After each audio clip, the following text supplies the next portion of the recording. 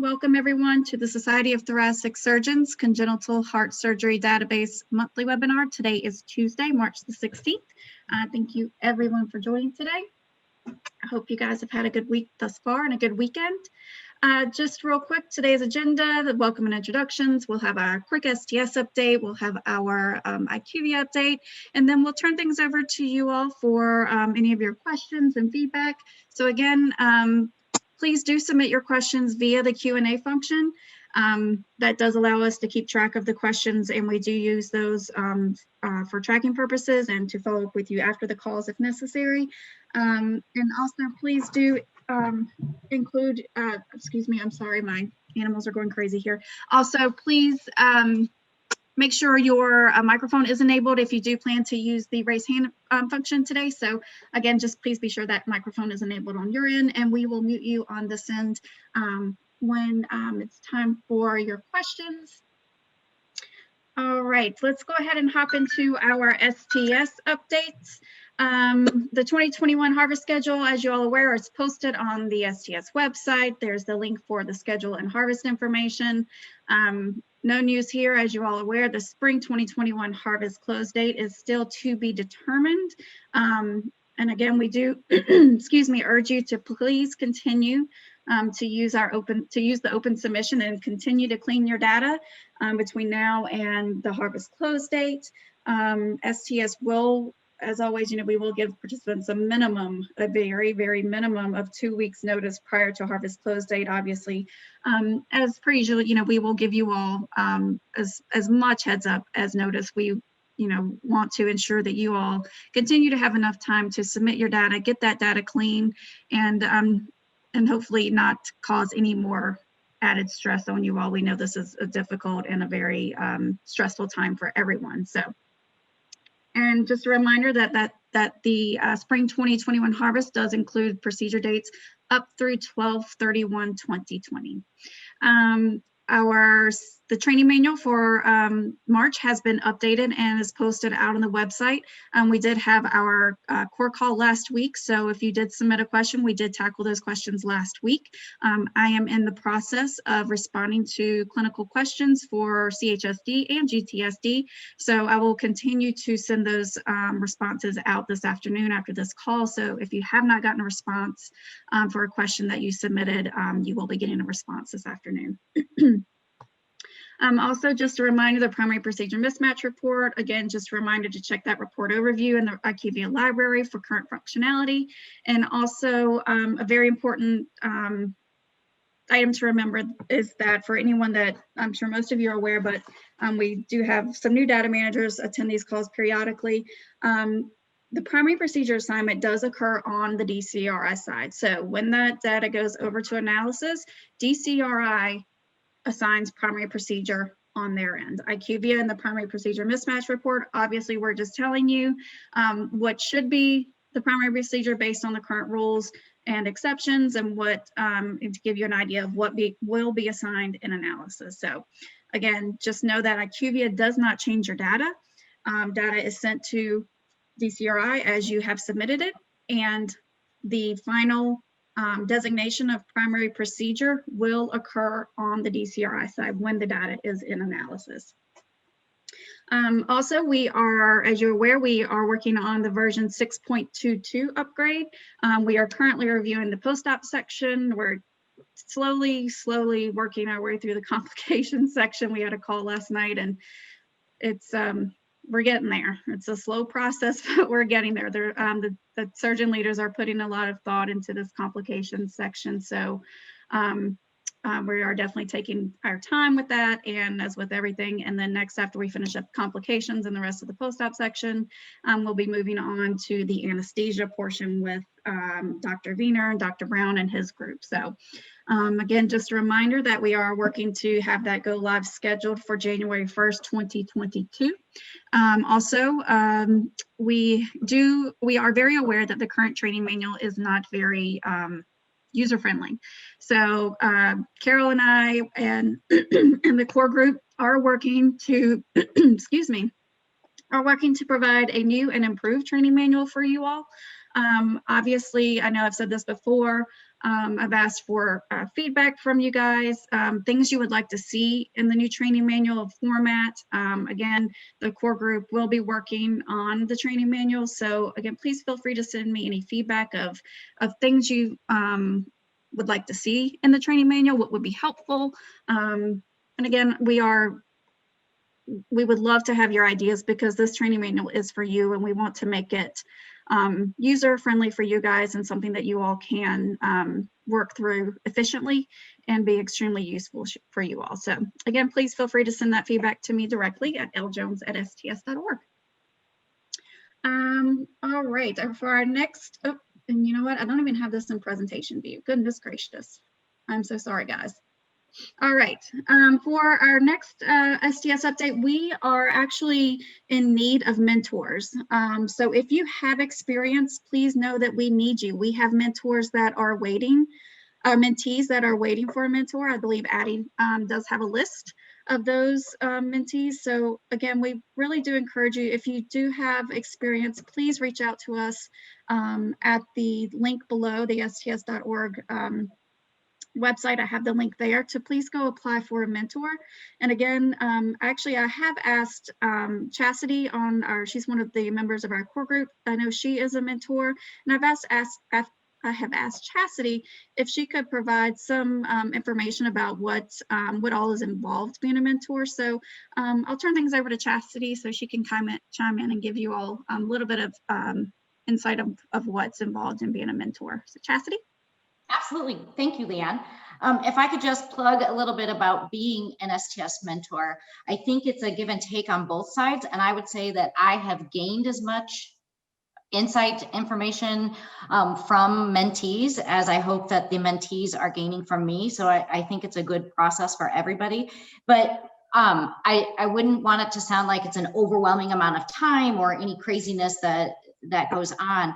I would say that you provide, as a mentor, you provide some probably more real-time feedback and support to somebody. So I don't think that means that you answer a bunch of clinical questions, but what I would say is if your mentee asks you, some clinical questions, is that you show them how to really use the training manual, and you probably have some, recent history of what's been updated or what's been discussed, or questions that you've entered into the training manual that exist in there somewhere, but you can help someone kind of navigate it a little bit.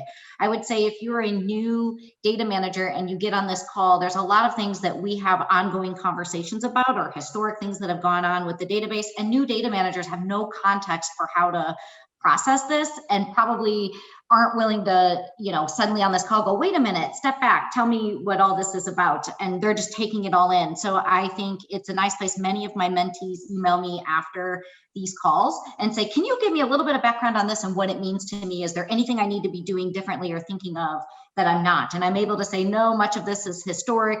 There's nothing for you to do, but you just give them a little bit more, I think, knowledge and insight as to what's going on. And I would say another thing that is big for mentees is how to get started. Okay, I know I'm supposed to collect data and I'm supposed to put it into this database and I'm supposed to use this training manual to guide me to do that. But how do I even know what cases to put in? And so sometimes you just provide that support for, well, you need a case log, and every hospital's OR case log is obtained differently. So how do you work with your own program to figure out that all of your cases get included? And so you kind of serve as just, someone with experience that can help the next person get started, if you will. And I would say as a mentor, my mentees ask me questions, and I think for all the years that I've been working with this database, that's not something I've ever thought of. And what a great question. And so sometimes I'm able to take those questions back to the core group, or I have the mentee, hey, let's submit that question to the core group, and I'll show you how, let's walk through exactly how you submit a question. And so, I think I then have gained a lot of growth myself, that I, just things I hadn't thought of. And thank you, mentee, for bringing something up that I never thought I would come across, or perhaps something that's happened in your program that hasn't happened in mine and I have no experience with. And so I think it's a good kind of relationship for both people, both parties. And so if you sign up as a mentor, if, STS will ask you, can you take a mentor on, right now? And there's no end to the relationship. I would say many of my mentees who started years ago, may send me an email once a month, may send me an email once a year. I may not hear from others at any other time. But before STS would sign me up with another, since I have a handful of mentees, they'll reach out to me and say, Chastity, can you take on another mentee right now?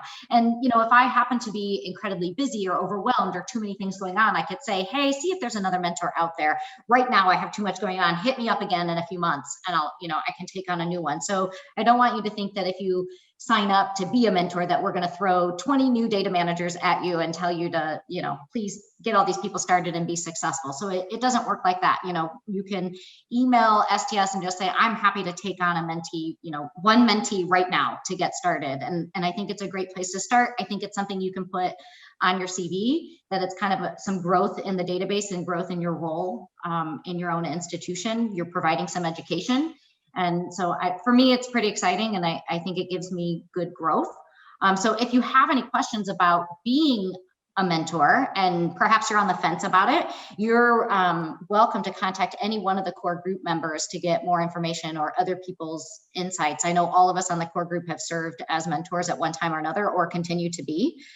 So, you know, by all means, reach out, ask questions, and hopefully we can give you what you need to make a good decision for yourself. Great. Thank you so much, Chastity. We greatly appreciate it. And again, yes, you know, we please do encourage you. If you have questions about becoming a mentor, as Chastity stated, please contact Addie Dolan. Actually, Addie is on the call with us today, so thank you for joining us, Addie. But her email address is here, adolan@sts.org. Also, again, here's the link where you can go ahead and submit an application, submit your information to be a mentor, or also to request a mentor. So again, we really do appreciate you all. And again, we all have to work together. And as we all know, this is one extremely complicated database, and our new data managers, I could not even imagine coming into that role and being, I know it's completely overwhelming. So again, we do encourage our seasoned data managers to please sign up to, as Chastity stated, just take on one mentee to get started. And you know, we have to take care of each other. So thank you guys very much. We really do appreciate you all. And also, I just wanted to bring awareness this week, as I'm sure you all are aware, is Patient Safety Awareness Week. And one of the goals of these monthly webinars specifically is to provide education for you all.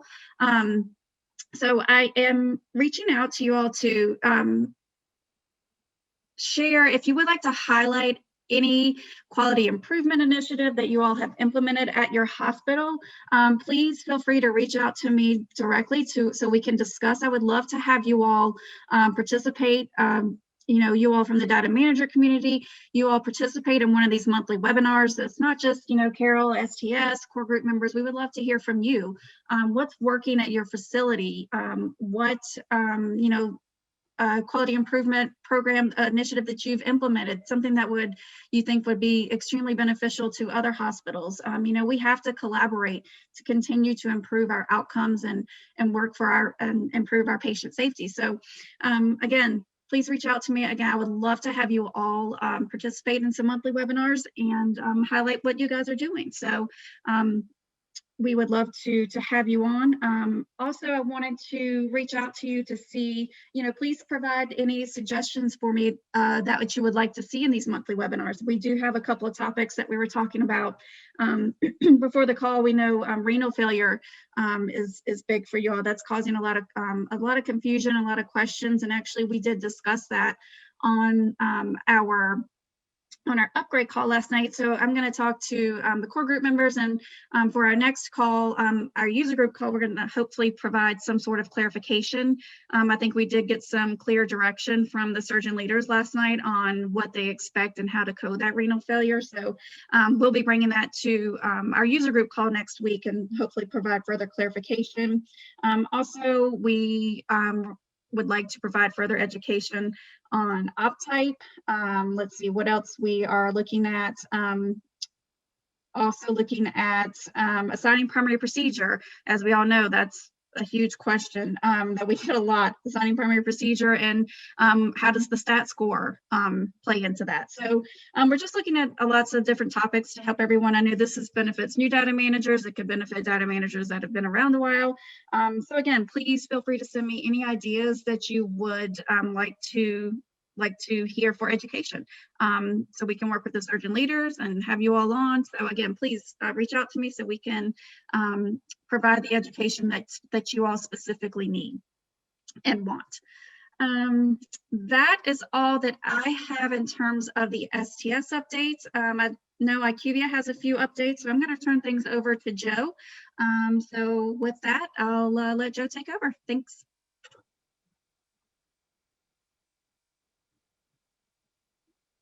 Oh, is Joe on mute? Talking on mute. Yep. Thanks. I do it all the time. It's quite all right. All right. Good afternoon, everybody. Just have a couple updates for today. First, we're going to go over a recap of items that were introduced in the update on February 27th, a couple weeks back. Starting with STS 5474, the missing variable report is showing the prothrombin complex concentrate 3 dose 3 variable as missing in the report, even though it is not active on the case form, and that has been resolved. The participant dashboard, STS 5484, the STAT4 filter was excluding cases assigned to the LV endocardial fibroelastosis resection and double root translocation procedures, and so that's been resolved as well. Then on the primary procedure mismatch report, STS 4386, the report logic was updated to include consideration for identified combination codes for primary procedure. And then 4371, we added the Kawashima procedure to the exception 1 code list. And then STS 4387, logic has also been added so that Kawashima procedures will be considered primary when coded in conjunction with a Glenn or Hemifauten procedure. And then continuing on with the primary procedure mismatch, STS 4389, the report logic has been updated to include specific rule for 3 identified VSD repairs when selected in combination with the PFO, primary closure procedure. And then STS 4388, the report logic was updated to include specific hybrid approach codes to the exception rule 1 procedure specific factor lists. And you can see those hybrid approach items listed there. And then finally, the STS 5471, a defect was corrected. The report was displaying a mismatch between the TOF repair and no ventriculotomy. Yep, and the RVOT. Yep, thanks. And the RVOT procedure 510, and so that was resolved with those report enhancements as well.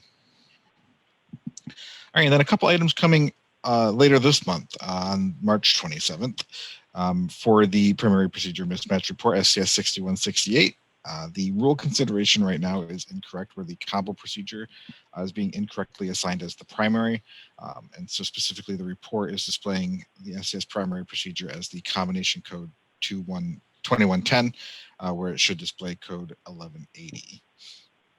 And then STS 6108, there is a discrepancy where the exception rule should suggest the highest stat score value for the Norwood procedure 870 instead of the superior cavopulmonary anastomosis. Yep, you got it. And PA reconstruction 2130. And that should do it for my updates for today. Thanks, Joe. Yeah, No don't worry, you're not the only one that struggles with those pronunciations. I'm learning over time. Struggle all the time.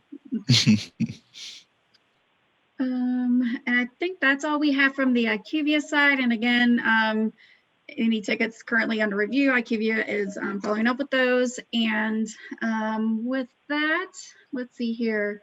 We have our standard support plan. Again, you all are very familiar with this information. Again, just please do include that participant ID when you do reach out to STS and IQVIA.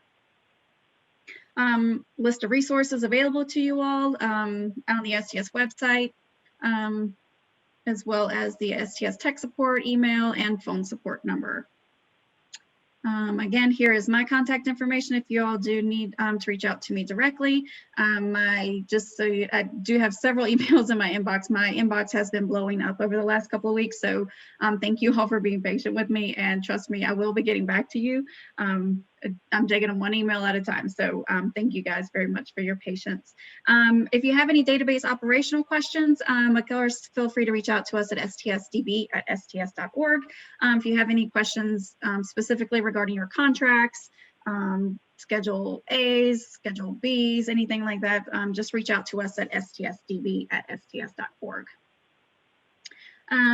Before we hop into our questions from you all and turn things over, just to be sure you go ahead and mark your calendars. Our next user group call is scheduled for March 23rd at 12 p.m. Central. Our next monthly webinar will be April 20th, and then followed up with our next user group call in May 4th. So again, just on that March 23rd call, again, we are a core group, going to touch on some of these education topics specifically. I do want to address that renal failure. Again, we had a really good discussion about that last night. So we'll provide clarification for you all for those renal failure definitions next on our user group call. With that, I'm going to turn things over to you all again. Please feel free to raise your hand if you would like to, if you need to discuss anything. And also please do submit those questions to the Q&A so I can follow up with you guys afterwards if need be. So with that, I see a few questions coming in. So I know Kelly does have a couple. Kelly, you have a couple of questions regarding arrhythmia, diagnosed pre-op, and then pneumonia, sepsis, are not always stated in the training manual. If you could please submit those via the FAQs. Actually, we would like to discuss those with the core group as a whole before we respond, just to make sure that we are all on the same page. So we would like to discuss those with Dr. Jacobs and Dr. Meyer and Dr. Subramanian before we respond. So again, if you could just submit those via the FAQ, we'd appreciate it, and we will get that added to our list, and we will discuss that with the surgeons, and we will get that information for you and post it in the training manual. So Liz, do you ever hold new data manager training? We did have a new data manager training. There is a current training video posted out on the STS website. Let me see, I could probably pull it up there. I'll post it. I'll post it. You got to post it, Carol? Okay, thank you. I'll post the link.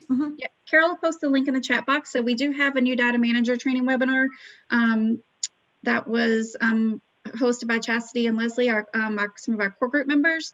And again, if there's anything out there that you're not seeing that you all think would be helpful for new data managers, please reach out, let us know, and we can happy to do some further education for our new data managers. And also, Liz, if you do not have a mentor as of yet, I do highly recommend reaching out to Addie and requesting a mentor. So Kelly, op type 1 and 2, this is more for IQVIA. App type 1 and 2 case eligibility summary report. Can we review the number of ineligible cases and the ineligible filter? Let's see. I don't know. Let's see here. Kelly's got her hand raised. So hold on, Kelly. All right, Kelly, you should be unmuted. Okay. There you go. Yeah, if somebody can go over that tab with me, I think I'm just a little confused about, there's a column that says number of ineligible cases. And then when I go in there and I click only filter for only ineligible, then it says total number of records and it gives me a different number. I guess if somebody can confirm maybe the meaning behind those two, that would be helpful. Okay, Kelly, this is Melanie with IQVIA. So you're looking at your case eligibility summary report, and if you can just give me a moment, let me take a look and see exactly what you're seeing. I'm not going to share screens, of course. I'll just quickly take a peek so I can confirm exactly what you're talking about, and then I can give you just an explanation. Yeah, just give me a moment. So Leanna, you can keep going through, and I'll Yes, pull that ma'am. up to review. Yep. All right, perfect. Thank you. I'll keep the question up so we don't lose it. Let's see here, Diane. So it's submitted STS 6108, and I saw that, Joe did review that information. So that will be going out into the March 2020 release that is scheduled for the weekend of March the 27th. So again, that's issue 6108, the exception 1 rule discrepancy. So that is being addressed. Let's see here. Can you please provide an update on the spring 2021 harvest? Where is the data currently? Where is IQVIA in terms of building the harvest report? It would be great if the STS could send out formal communications as requested previously, so this information can be accurately communicated to surgeons and leadership. Thank you. So yes, the STS, the data is in analysis, is at DCRI. We are currently working with the surgeon leaders to finalize calculations, dashboards.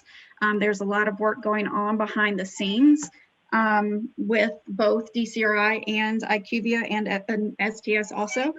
We are working to make sure all of our calculations are correct. There's a lot of effort and detail going into making sure this data is correct and accurate when it is posted.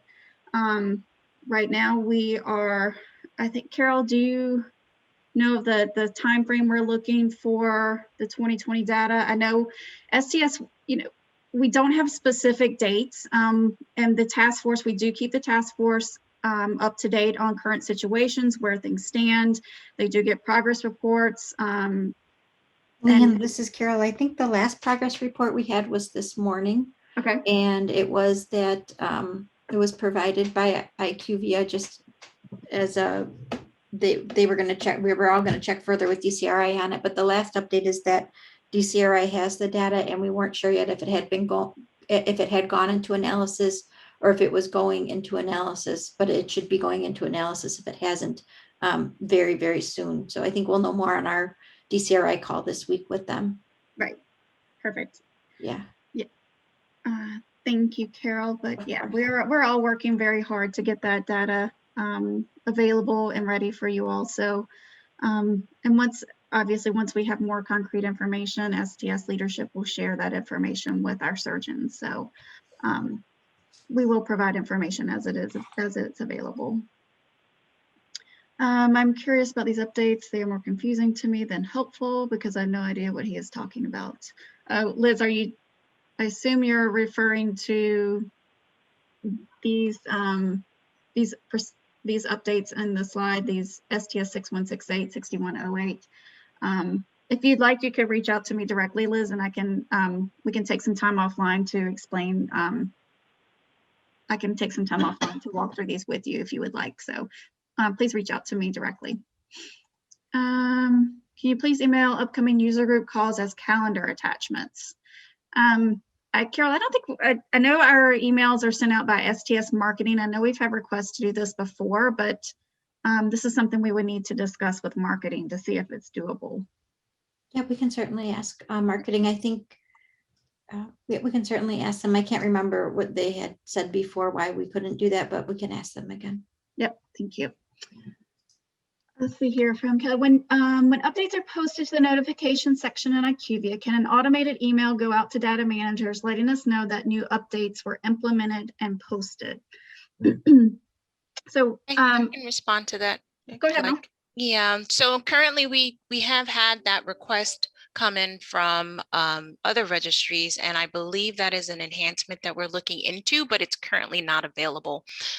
So definitely on the list, and we understand that, of course, it would give real-time information to allow you to know immediately once that's posted, but we are looking into seeing about offering that as an option. Great. Thank you, Mel. All right.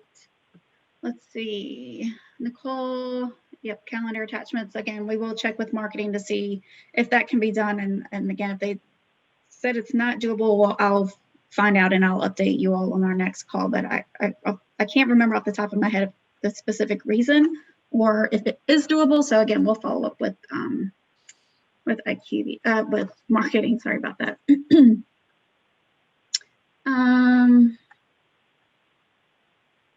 Let's see here. Diane had a question.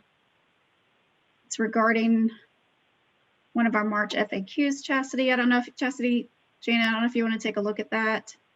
Let's see, before we were, if a trauma patient goes from ED straight through to OR and then to ICU post-op, later the following morning, then the episode of care would start the date the patient went to the OR. I'd say yes. I would as well. But Diane, I would urge you to go ahead and submit this as an FAQ so we can get this as an example posted in the training manual for everyone to see, especially those that weren't on the call today. That would be great. Yep. Good that's idea. great. Excellent. Thank you. Thanks, guys. Let's see here, Nicole. All right. So when the primary procedure mismatch report, if we do not agree with what the system is telling us to change it to, and we do not make the change, does this negatively affect us? So no, that does not negatively affect you. As I said, IQVIA does not change your data. When your data goes to analysis, the primary procedure will be assigned at DCRI. So even though if the rules are being followed and the STS primary is, what should be primary, that is the primary procedure that is going to be assigned in analysis at DCRI. You do not have to change your data in your database to match what's going to happen in analysis. That's up to you as an institution. Some institutions, I know Chastity site, I believe Janet's, I think most of the core group, actually, most of them and most of the data managers that I've spoken with do update the primary procedure in their database to match what's going to be assigned in analysis. And then I know some sites do not. So it all depends on you and your institution if you would like what's in your local database to match what's being done in analysis. But again, like I said, there's no negative impact in terms of so type of negative impact if you choose not to update the data in your database. Leanne, can I say something? This is Janet. Sure. The primary procedure mismatch that IQVIA is giving us is purely a courtesy to help us so that we understand and know what to expect when we get our feedback report back. If your institution wants to not follow the rules that IQVIA or DCRI is using, you can have your local data not match.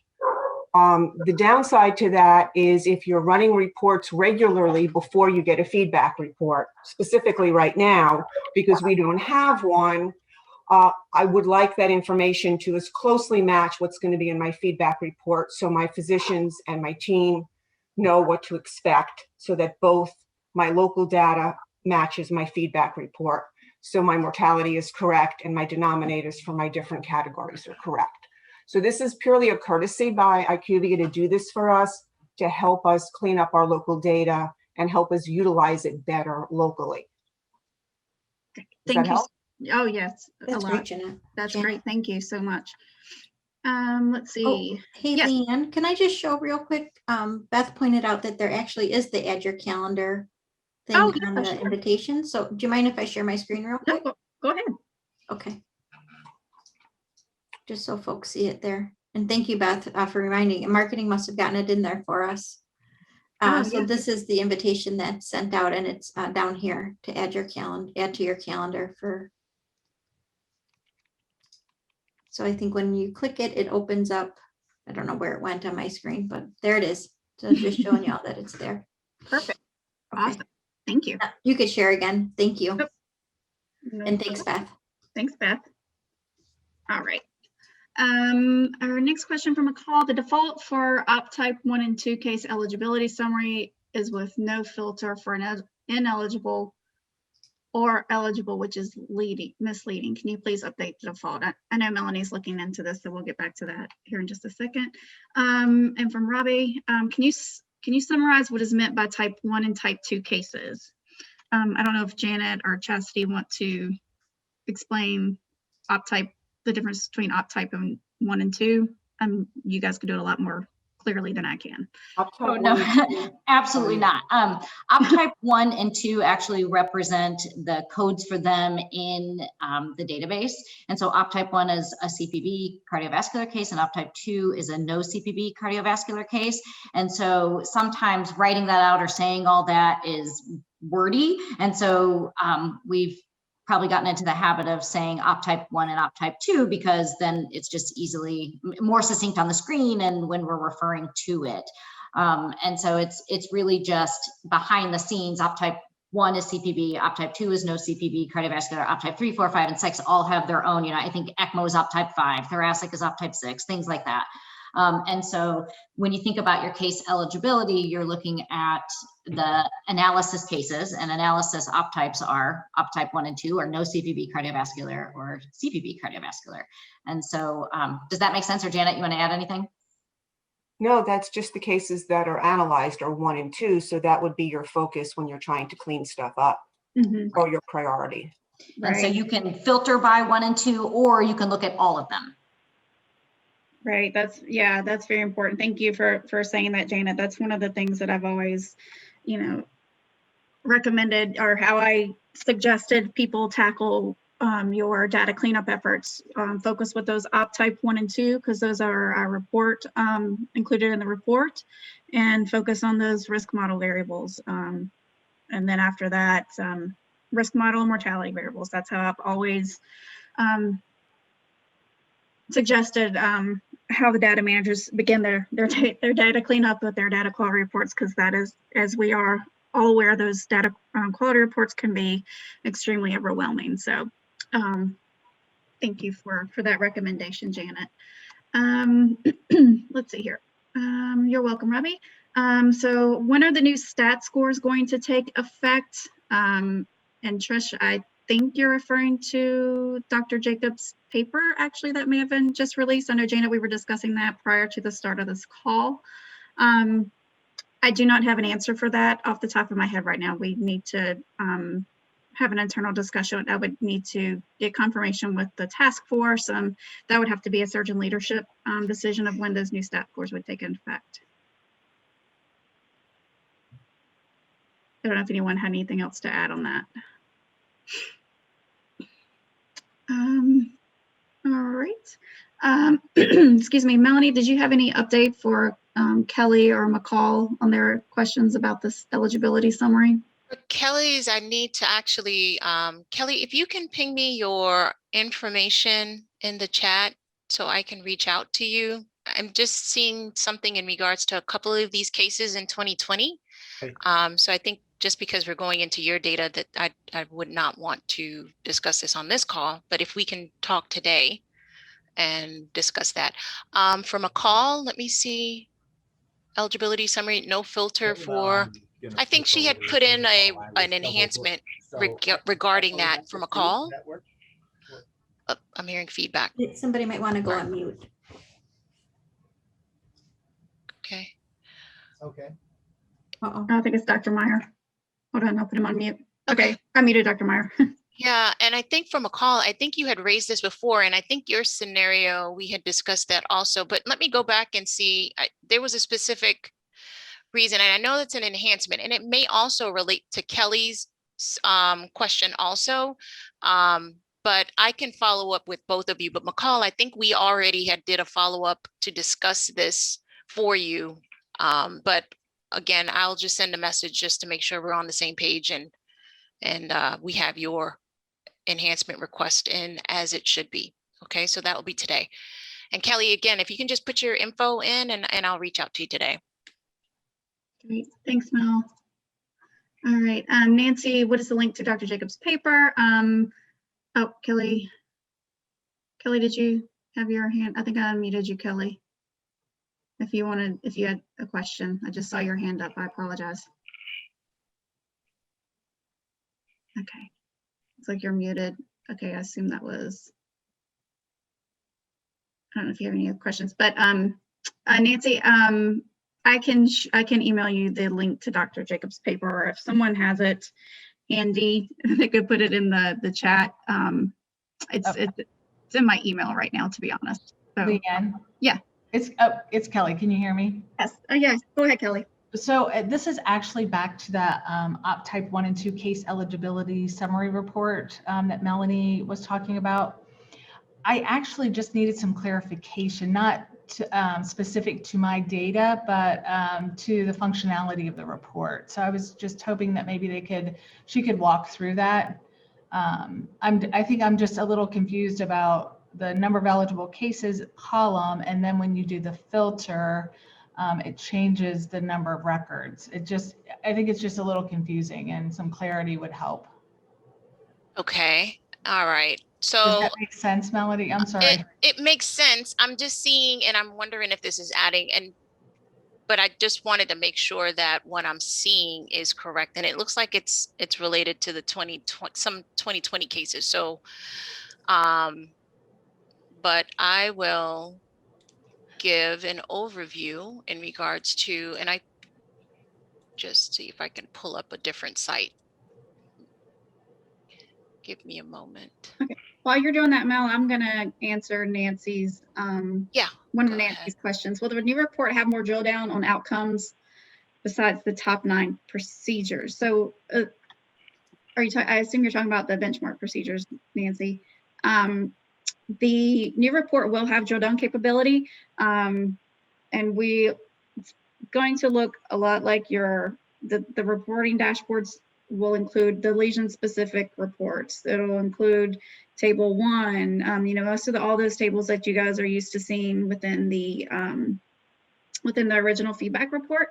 And you will have drill down capability. Table 16, you'll be able to drill down. Most of all the tables, within that report, you'll be able to drill down to the patients to see which patients were included.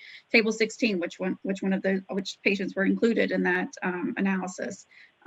So you will have that drill down capability, and that's one of the amazing and one of awesome features of within the IQVIA platform is the ability to drill down on those numbers and identify those patients that were included in that specific analysis.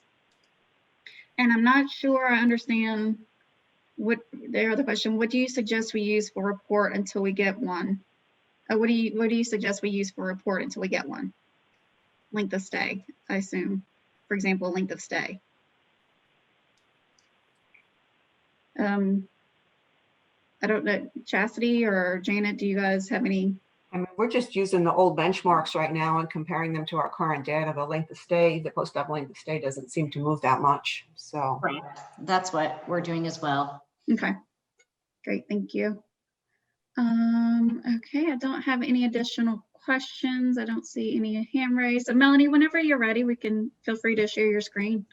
Yeah, I don't have a test site that I am Okay, comfortable with using on screen. So Okay. my apologies. I It's just okay. wanted to make sure that we have a visual in front of us so everyone is aware. Let's see, Robbie submitted a question. Sequence 1301, how to fill it in if the patient doesn't go under hypothermic circulatory arrest or selective cerebral perfusion. Janet, Chastity, would you all prefer that to be submitted? If Yeah. you remember, Leanne, we talked about this last week on the core group call, so Oh. the answer should be coming out in the training manual. Yep. And offhand, I can't recall. What we do know is that there's a mapping error for this, that you should only have to fill it out if there's circ arrest or cerebral perfusion, but I can't remember what in the interim until the upgrade occurs next year, Right. what we told people to do. So I would say, look, the training manual will have this updated shortly. Yep. Yeah, And Robbie, if you said, I'm sorry. This is John Meyer. I'm Hi, finally Dr. Meyer. got on. I had a conflict because my longtime secretary was retiring or is Oh. retiring, and we were having a little luncheon for her. So I Nice. apologize for being late. But No worries. yeah, I think if I remember, we discussed this and recognized that there's this. I think this is a question about cooling time. Is that right? Is that the Yes, sir. right? So I think that we figured out that the intent was, as you correctly have described, that we only have this for hypothermic circulatory arrest or regional perfusion, and not for every case where you cool on bypass. So Perfect. Thank you. All All right, and again, as Chastity stated, Robbie, this is one of the questions that that will be going into the training manual, so you'll see those updates soon. And if you submitted that question, you'll be getting the response from me directly here this afternoon. So, all right. Let's see, what else? I don't have additional questions. I don't know, Mel. I don't know if you. Another moment. No, Yeah, it's just that I need to pull up a report. There we go.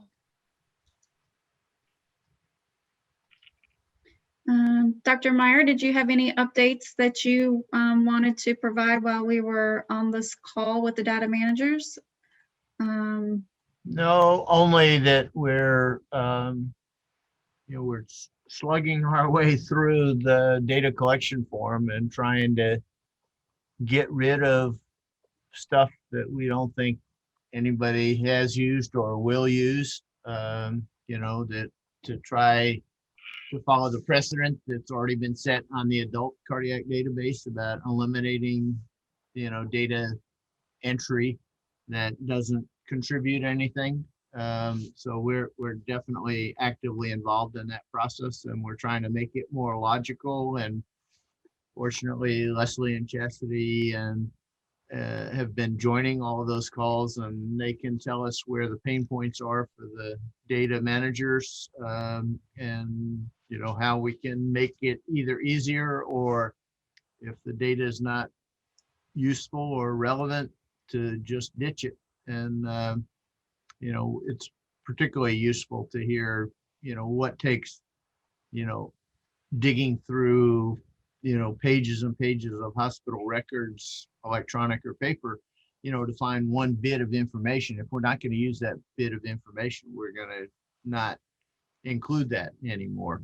So that's actively in our mindset as we're trying to make the data collection form more relevant and less time consuming to use. Yes, absolutely. I think we're going to make some data managers very happy with some of these, with this cleanup effort. Right. Let's see here. Nicole, I just wanted to verify, because this keeps changing for me after I upload data. Under the primary procedure mismatch, if I am selecting the range 2017 to 2020 and the screen will only display 2 years, 2018 and 2019, is this because 17 and 20 data doesn't have any primary procedure mismatch? So, Melanie, did you want to? Yeah, I can comment on that. So she's saying that she confirmed she uploaded 2017 through 2020.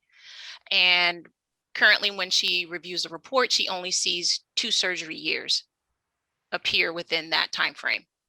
Correct? Is that? Yeah, that's what I'm reading. Yes. So within that time frame, if those surgical years are not appearing, that means that the system has not identified any mismatches for those surgical years. So no cases came back as identified as a mismatch. So you will only, the filters are dynamic. So it picks up on if there are cases identified within those surgical years, then you will see what's available. But if it doesn't meet the criteria of appearing in that surgical year, basically you won't see that filter. So that's it is dynamic. Awesome. Thank you, Mel. And I can go ahead and share my screen. I had to get an example up so we Sure, can go ahead. take a look.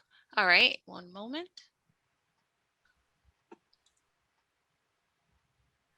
And let's do this.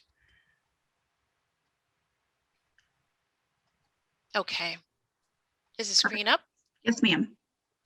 All righty. So here's the report. So everyone, just so you know, I navigated to the primary procedure mismatch and mortality eligibility summary report. And here I selected the tab down below that says Op Type 1 and 2 Case Eligibility Summary Report.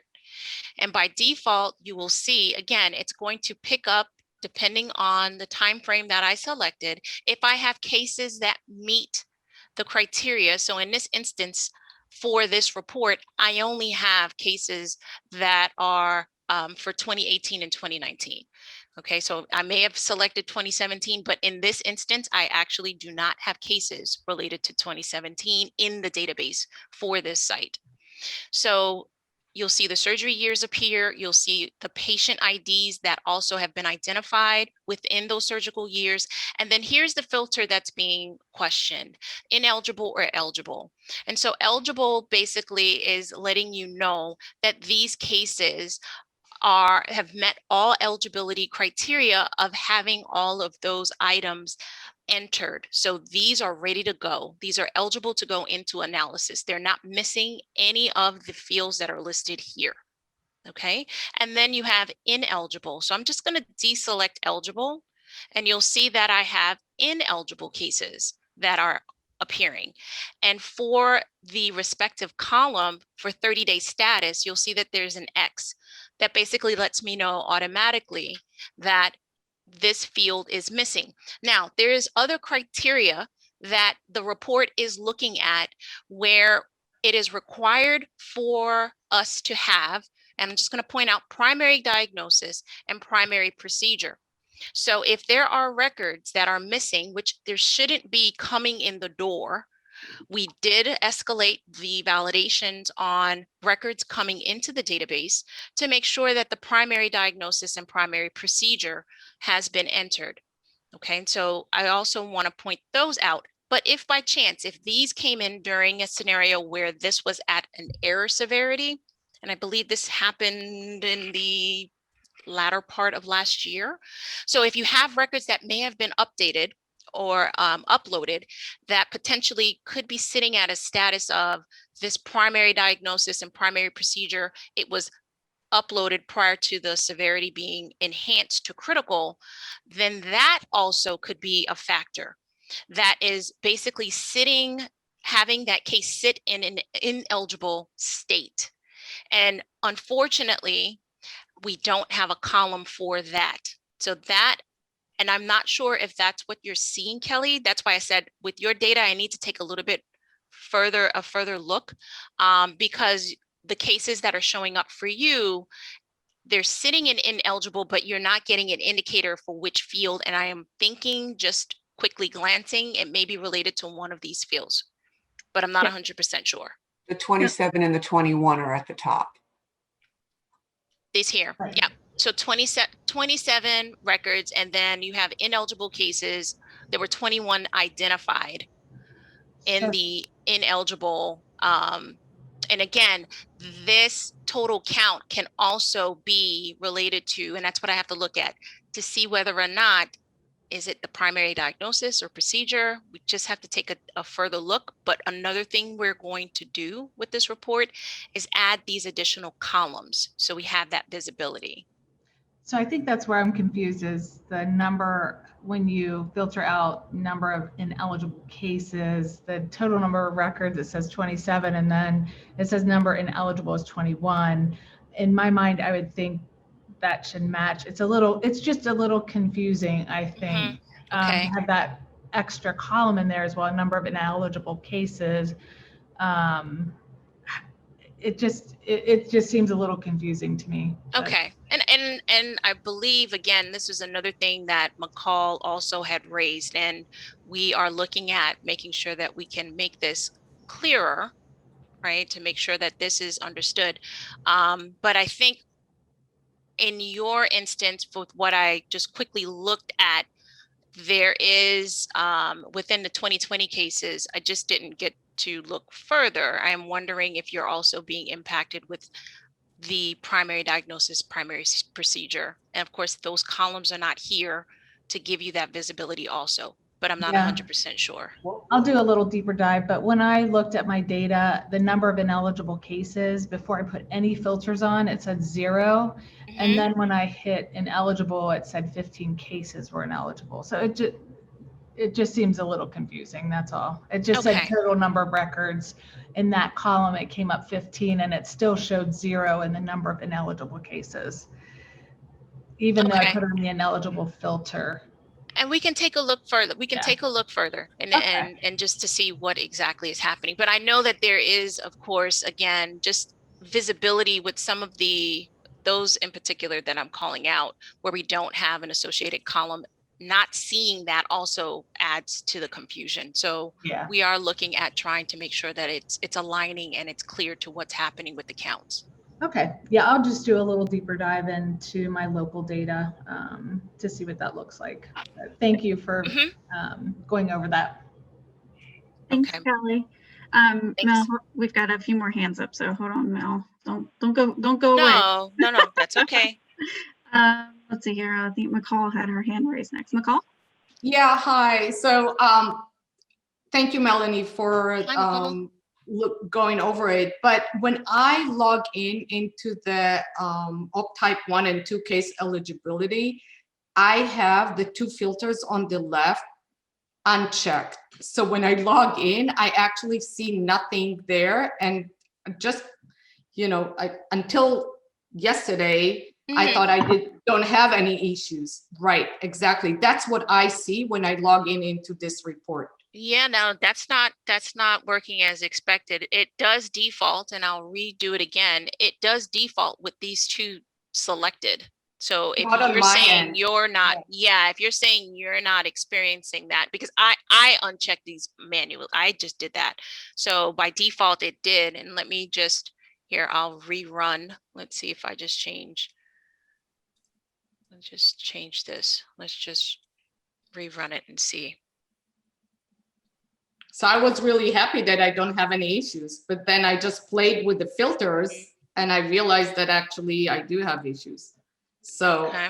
Yeah, and I don't have, well, I'm sorry, wrong tab. The other thing too, please take a look at the tab. So see, it does default to that. I didn't change anything. So we need to probably follow up with you to see what's happening with that behavior. But yeah, by default, it would be selected. okay, your Yeah. default, yeah, on mine. Yeah, yours it- should not. And there's no settings on here, if I remember correct, where you're able to save, because that's the only thing I can No. think of. But yeah, it should automatically, when you run the report, and you select this tab, it should automatically have those available. So we will follow up with you. Okay, thank you. Thanks, McCall. All right. Okay, Becky had her hand raised. Oh, okay. Let me unmute Becky. Hi, Becky. All right, just FYI, we're getting close on time, but Becky, you're unmuted if you wanted to talk.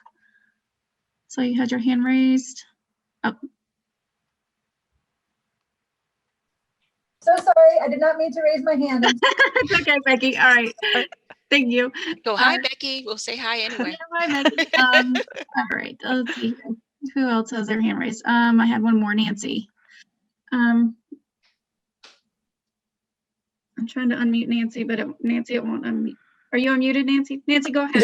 Yeah, thank you. So I just did that when you were talking, Melanie, and I Yes. have 3 cases that came up. It says total number of records, 3 that are ineligible, but then on the Okay. left side, there's only 2 values. So why only 2 Two patient values, IDs? 2 patient Two- IDs for you. That's showing. Yeah. So 3 records, Mhm. 3 total records. Uh-huh, And then only 2 are showing here is what you're saying. correct. Okay. We would need to take a look to see exactly. And again, I don't want to pull up your report within this forum, but we can follow up to see what's happening. Yeah, the expectation would be that we would see a listing here for those patients. So we can follow up with you. Our support team is on, so they're noting it. So we will get back with you. Okay, thank you. Mhm. We have Becky B, not Becky Sam. Let's say Becky B. I unmuted you if you have a question. Oh, I accidentally raised my hand. Okay. Hi, Becky. Just Hello. say hi. All right. Okay. All right. I think that is it. That looks like all of our questions.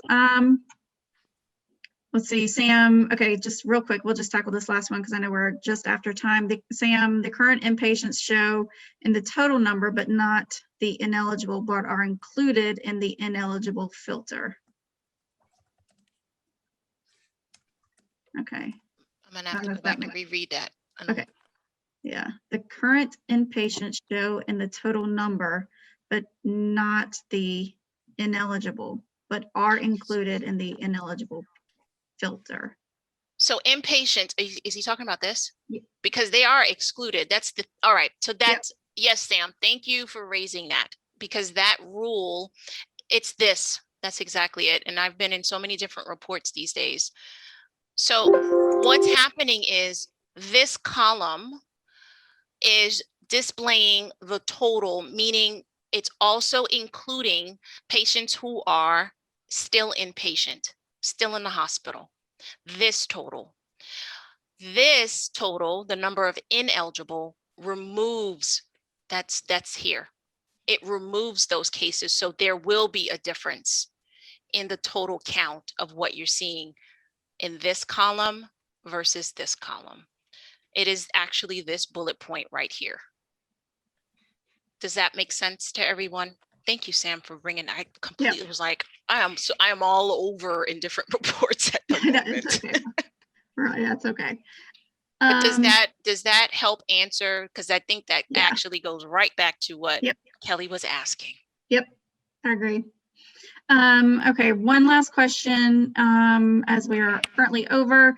I remember in a previous call not long after 341 was implemented, we were advised that sequence 1301 should be filled out on all patients, that the prior circ arrest or cerebral perfusion wasn't exclusive. Do we need to go through and remove those times from patients who did not undergo circ arrest cerebral perfusion? I wouldn't go back. Just leave it. It's okay. Okay. Yeah, that's an analytic question that we can handle on the back end. Yep. You know, we would, you know, if we were looking at all the patients who had circ arrest, we would want that information, but for everybody else, we'll just ignore it. So I wouldn't worry about that. Thanks, Dr. Meyer. All right. Alrighty. So we are actually about 3 minutes over. I'm sure IQVIA, I know others have other meetings to get to. So thank you all for your time today. So I appreciate it. Dr. Meyer, thank you so much for joining today. We appreciate it so very much. Thanks to my IQVIA colleagues and my STS colleagues for joining. If you guys, again, if anyone has any questions, ideas, anything you need following up after this webinar, please feel free to email me directly. My email is ljones@sts. With that, I hope you guys all have a great rest of the week, and I hope you have a happy St. Patrick's Day tomorrow. Be sure and wear your green, and have a great week, everyone. Thank you. Bye-bye. Thanks, Dr. Meyer.